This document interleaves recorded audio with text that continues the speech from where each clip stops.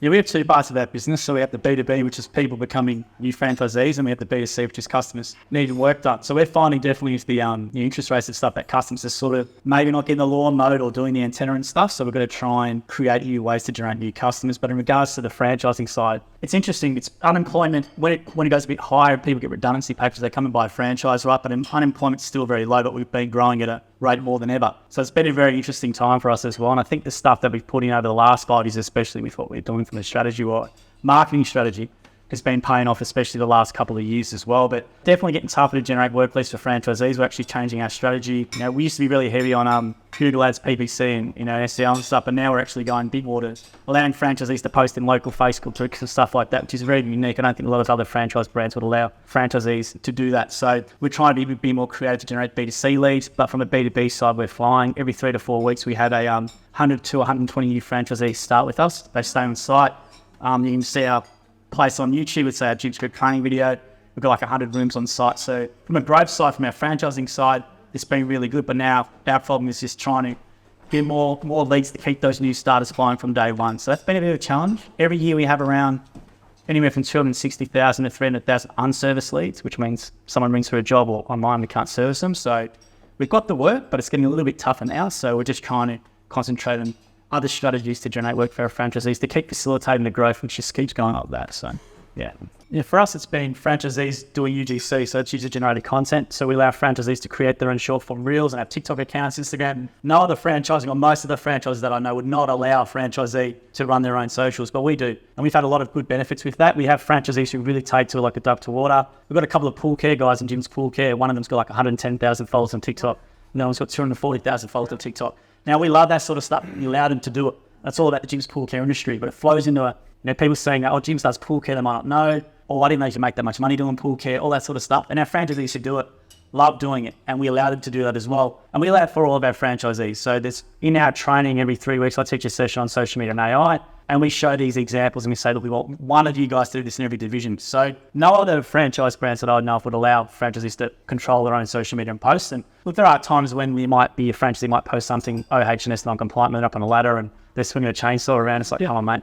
But the reason why we allow franchisees to have control of their marketing is because they feel that they've got some control over what they're doing. A lot of franchises are really restricted and we're not. Our founder, Jim, if you don't know anything about him, he's an interesting cat. So he's great for this sort of stuff. So he's real entrepreneurial, allows franchisees to be their own little entrepreneurial unit. So social media and allowing our franchisees to use social media and actually promote their businesses actually helps us indirectly as well with our B2B stuff as well. So franchisees, UGC, allowing them to have control of their social media accounts and actually create content. It's been really powerful for us because there's 5,200 franchisees now. And if we get 10% or 1%, all with their following of 100,000 followers on Instagram or with their platform, it's really good for the brand. It costs nothing from us. So that's where we're going with what we're doing at the moment. We're definitely pulling money back on Google Ads just because we're finding it's getting more and more expensive, becoming less effective sometimes. And we find that strategy-wise, Facebook groups, and Facebook's a lot of bad things, but one really good thing for us is groups, and people trust those groups, especially for home service providers, always looking for cleaners and stuff. So we're educating our franchisees on how to use those groups. And also we've got a couple of VAs who go and introduce the new franchisee in those groups. We've got a couple of fake profiles who do that and stuff. But we're trying to get a lot more generating leads directly from social as opposed to Google and SEO because it's such a competitive space. More and more with all the changes to the Google business profiles as well. We have a listing for each franchisee, which you can imagine we log into the computer and there's 100 being suspended overnight and we've got to go through that process. So trying to not be so reliant on Google for work leads is the other thing. The other thing as well is with our B2B spend, we're just finding like organically our content generates a lot of B2B leads. So we're not having to spend as much on Facebook ads or on Seek ads as well. So we're pulling a bit back on actually our franchise spend into regards to those areas and putting more into just creating a lot more content and using organic socials as we have done, which has been since 2019. So yeah, for us, it's a couple of things. So transparency in franchising is always an issue.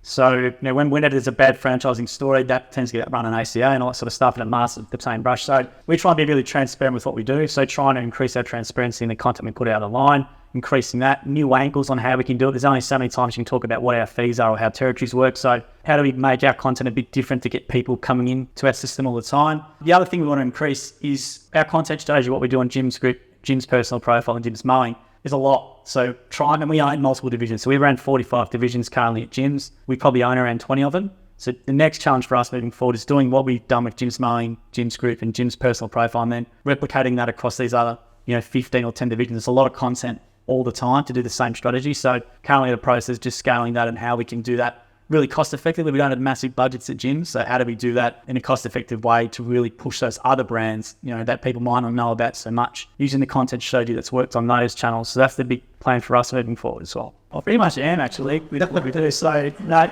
gyms the owner of the business is private, never take it public. But yeah, it pretty much is, there's no line, there's no middle managers or anything. It's just, that's my area and that's what I deal with every day. I'll talk to him half an hour every night. We do a podcast together. We do like a week. Every 3 weeks, we do like a Facebook live show with 80 to 100 new franchisees watching. And so I know him pretty well, but it's a trust thing. I just, the owner of the business, I treat it like it's myself. I know I'm not there from 9 to 5. I'm literally there from 9 to 7 and work weekends and stuff. And so I treat it like it's my own thing. But I've been here for 12 years. So it's not something where I came in and just said, I'm going to do this and that. I've earned trust doing multiple things over many years. And just to give you a background on how it all started. So back in 2019, for 10 years, we would have ran 3,200, 3,600 franchisees. We could never get more, no matter what we tried with our franchisors, because our franchisors were responsible for marketing in their own areas. We couldn't increase it, right? We tried the stick, we tried the cap, all this stuff, it never worked. So what happened was I was getting on the GAV, right? Regardless if you like them or hate it. But I was listening to all this stuff about content and all sort of stuff. And I'm saying, we don't do any of this that you did. No Facebook, be it no Instagram, no nothing for Gyms Group as a whole. The divisional stuff was pretty poor for a lot of other divisions. I said, stuff it. I'm a millennial. I know how to use social media. I'm just going to tell Jim on how to do it. So Facebook said, we're going to do Facebook Live. You're going to grow your account. So I started taking over started Jim through Facebook page back in 2019. And basically said, Jim, they said, let's do Facebook Live. So I sat him down and said, all these questions we get asked about your beard, all the stuff I hear internally about business advice, let's sit down and do a Facebook Live for an hour and have people ask you. And the people started jumping on and asking all these questions. And then the franchisors saw that and go, geez, we've never seen that side of him before. He was actually like human, like, you might not be saying that. That's what the response they got, right? So this obscure figure who people think is just a corporate entity you had no idea about, he's on a live Q&A for an hour, really good response. And what they started doing is, can you do it again? So we did it again. They got a really good response. And we started having people come into training saying, it's because I saw you on the Facebook Live, I came to train. And then he's going, it's actually giving me a business outcome. So he's going, Joel, am I let's do more of this. So he's like, hire 2 videographers. Well, I don't know. You're doing something completely different. I used to run our legal and documents department. So then it's just morphed into that. And since then, since 2019, our business has gone from 3,600 franchisees to 5,250 now. That's the business outcome of what we do. It's not just doing it for vanity. It's actual business outcome. All the content we do is intentional. It's tied to get people interested in the gyms. We get people coming in buying franchises because they saw us on TikTok. I've thought an organic video multiple times, right? So who would have thought that all these times ago? So to revitalize the brand, it was sitting there dormant. It was just about putting it into modern channels. So making sure Jim had social media presence. I'm Jim on social media, right? So it doesn't mind his Instagram and stuff, but I'm Jim on social and I do all that sort of stuff on LinkedIn and stuff. But we get so many divisions who come on Jim's LinkedIn now, new divisional ideas that would never have thought about coming to gyms before because we've got a presence there. The Gyms Group brand now has some sort of brand. We're really heavy in the B2B space with our content. Gyms Mowing's the same. So for us, we had this sleeping giant of people knew about the brand, but they didn't know everything else that goes with it. We're really transparent in what we do as well. So the reason why the 29 thing come as well is because there's a lot of bad stories for franchising. You get a really bad rap. Every time's a bad story. News.com.au would run. I'm like, we're not like that, right? So I had to tell people we're not like that. So we just put out live content. You can literally get a video and go, Jim, what are our fees? And put it on my phone, put it on TikTok, and it's 250,000 views with people learning about what our fees are. You know what I mean? And it's real authentic and genuine. A lot of stuff I do is really crude and rough. If you work in marketing, we'll do our stuff and go, I shouldn't have said this or this and that. But that's the beauty of our stuff. It's not overly produced or none of it's scripted. I don't use scripts for anything. I use a lot of phone and I use all this sort of stuff. But it's just basically, and taking all the comments that we get, which are negative. A lot of our franchise ads, they're making content answering those questions.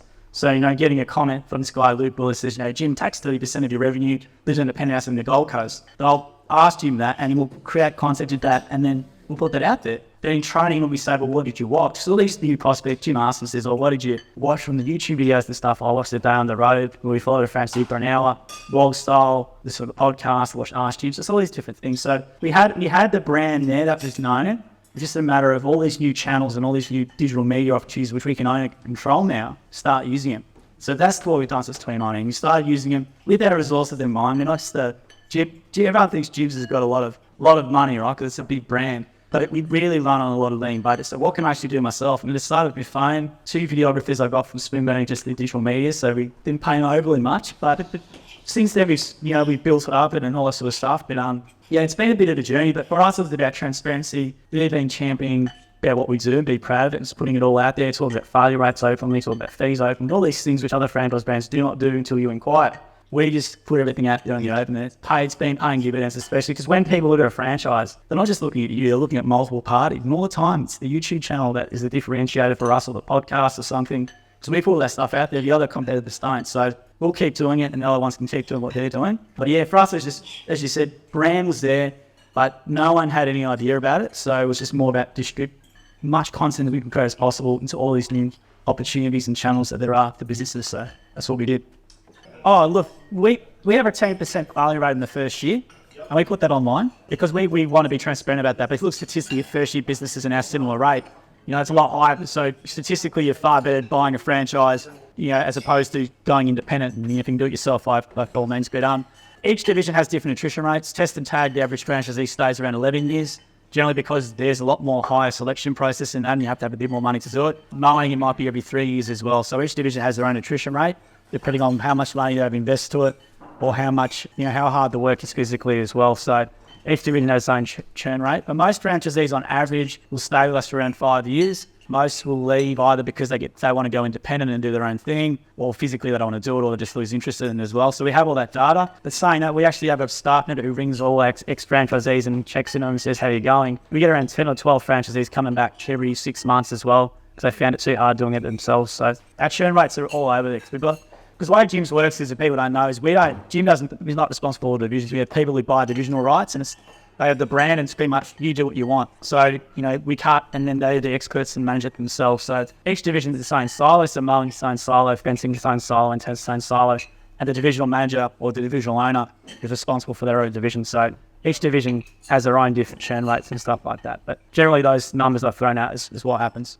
We have, we bring around probably 9 million in ad revenue. But the way Jim's works is our franchisors who run their region, we've got 257 franchisors or master franchisees, and they're responsible for collecting the ad money and spending it where they want, right? So Jim actually owns around 50 regions himself now, so I have around 1,000 franchisees, which we collect their advertising money and we spend every month. But our master franchisors are responsible for doing that. So there's around 9 million as a group, and then in isolation, their pot of money is what they then to spend. We're actually, some divisions are so flooded with like fencing, we actually refund their advertising money back to franchisees at the end of the year, which is a nice kicker for them and stuff. But we spend around that. Then every regional franchisor, so about 247 regional franchisors, we want them per region spending around $1,000 to $1,500 a month on generating B2B inquiries. So that's what we advise. A lot of them spend less, which is why we try and take it away from them and do our own heavier B2B content on our Gym's Group channels, which they get the benefit from because people go to the YouTube channel and they get the inquiry. So that's half the reason why we do as hard as we do with our B2B as Gym's Group, because our franchisors, we can't really force them to spend money. Any contract change have to be voted on by franchisors. So if you try and do a contract change saying franchisors have to agree to spend this, they're going to vote it down. So we had to try and get a bit creative with what we did. So we took it out of their hand a bit. But we spend B2C stuff, we bring around 9 million a year. Then B2B, 1,000 to 1,500, we advise most franchisors to spend. A lot of them don't spend that. They probably spend less, which is why we spend a lot of money, or not a lot, but we spend a bit of money and resources in creating our own B2B content, which takes away that lead gen from them. And that content we create is the lead gen for them. But then most of them in terms of fees will bring in like 30, 40 grand a month, in terms of their regional fees and the new sales and stuff. And most of our franchises are anywhere from like 20 to 40 grand sale, right? And they get to keep 80% for new sales. So they're very profitable, these things. They're just very, very tight sometimes, these franchises. Because a lot of them come from the franchisee level as well. So they started as a small business owner and they're watching their money and stuff. So it's hard for them to make the transition a lot of time from being a franchisee to being a franchisor, from working in the business to working on the business. So we have a lot of franchisors who actually, when they work on the business, will spend the money because they have that mindset, but they don't shift from that mindset of being a franchisee to being a franchisor. They really tight with that money from the B2B. Even though they can, if they could do one sale a month, they're making probably 15 grand or 20 grand from it. They just struggle to get that mindset shift. The ones who do really well and they spend the money, they might spend 6 or 7 grand a month on their region because they know they might do 4 sales and generate 80K in total sales. So it just all depends on the franchisor mindset. So we're actually trying our stretch at the moment. We're trying to buy regions back because the biggest problem for our growth has been the franchisor, because in gyms it's pretty much, that's your thing and you do it. We don't come down and hit the franchisors too much. So we're trying to buy as many regions as we can back just to control that ourselves. So that's our challenge at the moment. Yeah, good question. So we have an internal gyms insurance brokerage now. Back in 2012, I actually started it up, and that's why I spent a lot of time in there, because we advertise that our franchisees are fully insured and police checked. And when we actually found out and did an audit about if they're insured or not back in 2012, we found 800 franchisees didn't have liability insurance. They get the certificate, give it to us, and then cancel it. So we started our own insurance brokerage, right? So now we know for a fact 100% they're all insured, because if they're not insured, we breach their contract and terminate their franchise. So every single gym's franchisee we can guarantee has public liability and professional indemnity insurance if relevant for the division. Police checks is the same thing. They can't start without a police check. We knock back probably 2 or 3 prospects every quarter based on what's on their police check. So things like fraud or theft and stuff. But there are ones that are on the line. We got to kick them up the gym and actually go to advisory committee to be voted on. So we take that really seriously, because if a franchisee with a criminal history does something at a customer's home and the media gets a hold of that, that just smashes the group, right? So we're really, really strict on that. So we knock back people who sometimes use gyms as a last resort because they've got something on their police check, which means they're not employable, and they come to gyms thinking they're going to try and sneak through. We always catch that and knock that out. But yeah, we're doing actually some content. I don't know if you know Stepmates who do all the One Nation stuff, regardless that cartoon stuff. We're actually doing some stuff about that sort of differentiators with our brand in content space to really promote that. So yeah, it's a good question. Yeah, so it used to be called Gyms Plus. Now franchisees hated it because they're thinking it's advertising money generating the unserviced leads. So why are you selling it to build up competitors? But the problem is an unserviced lead for us, if someone calls gyms and can't get someone, they get really frustrated. So Jim was doing it out of a place where, well, at least I can get them service. The money that's generated that I can put back into the business. So the money that was generated out of, it's called Bizza now, Bizza.com. But the money that's generated out of that, Jim will then, buy the box at Marvel. She doesn't like sport at all, so it's hard to do. But he reinvests that money generated from that back into the business and tries to give franchisee benefits. So if, for example, like all the profits from Bizza are bought for the stuff that's generated revenue-wise is then invested back in the gym. So give you an example, we bought 600 silver core memberships, which is 2 free nights in a core hotel, blah, blah, add the money of Bizza, and they get that when they do a podcast interview with me. We give that to them. But yeah, it did cause a lot of issues. It still does. There's still a lot of franchisors and franchisees who don't like it, but it has been very successful. But we have around 1 or 2 people who come from Bizza every month becoming a gym's franchisee, because they're getting all the unserviced stuff that our franchisees don't want. And the way we sell to them is, look, if you want to actually get first pick on the leads, become a franchisee. And we already know their history, their good rating, and they like the leads and stuff that don't come into the system. But yeah, it should probably generates around $1 million a year so far. We do only get the lead to 1 contractor. We don't shop it around. So it's 1 lead to 1 contractor, which they like. And if they get a really bad review rating, we kick them up the system after around 6 or 7 complaints. So yeah, it's been good for us. Our franchisees and franchisors don't like it, but it's bringing a lot of benefits, keeping people within our system, with our ecosystem. We're working on an app at the moment as well to try and integrate back, because it's always been a big problem for us. It's a good marketing tool for franchisors to say, I've got 300,000 unserviced leads, I've got 10,000 unserviced leads in the region, I need franchisees. But it's really bad from us from a customer experience. So at least being able to keep them in our system some way is more beneficial than all the flack that we still cop. Jim cops every day still about this. But that's the way we keep them in. But he does reinvest all the money back into trying to get some franchise benefits. So yeah. So onboarding, we're always trying to get contracts on our system is not a problem, but making sure they're in an area where there's actually unserviced work. So we can sign up, independent mowing contractors all around Australia, but if you sign up a guy and he doesn't get any leads, for a week, he's not going to use the system. So being really targeted, we've tried a lot of agencies and stuff to try and get specific industries and specific areas. They all say, yeah, we're going to do these email funnels, all that sort of stuff, and it never really works. So trying to really get those contractors in areas we need for the services we need, where we've got the unserviced work, is a big challenge still for us. So yeah. Thank you.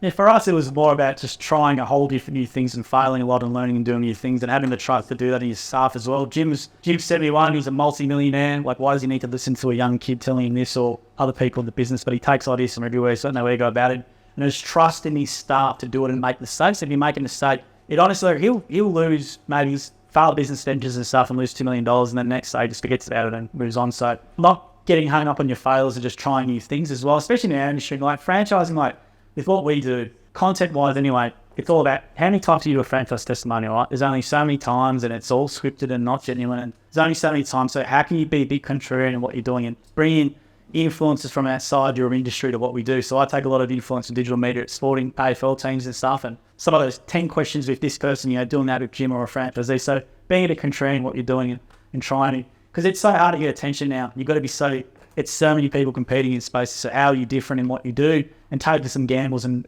understanding you're going to make mistakes and fail and just keep going forward. So yeah, that's what we do.